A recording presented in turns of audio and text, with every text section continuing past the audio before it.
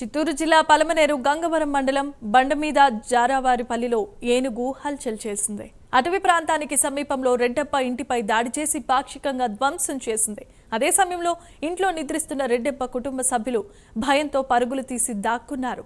సంఘటనా స్థలానికి చేరుకున్న అటవీ శాఖ సిబ్బంది నష్టపరిహారం అందించేందుకు కృషి చేస్తామని హామీ ఇచ్చారు.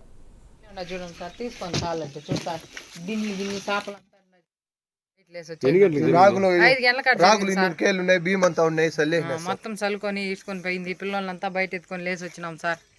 ఎంతమంది అన్నారా? నలుగురు ఉన్నాం సార్. ఇంట్లో లోపల పడకలంతా అట్లే ఉన్నాయి చూడండి సార్. కావాలంటే సార్ ఇప్పుడు 50 ఏళ్ళ నుంచి ఉన్నాం సార్ ఇక్కడే కాపురమా. 30 ఏళ్ళ నుంచి కాదు. ఎన్ని ఏనుగులు?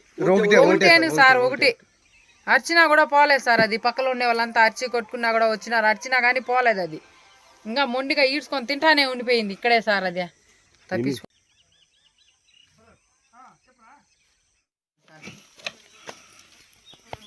చూడండి సార్. అట్లే ఉండదు చూడండి సార్. బెడ్షీట్లు గిషీట్లు అంతా అక్కడ పడిపోయినాయి చూడు సార్.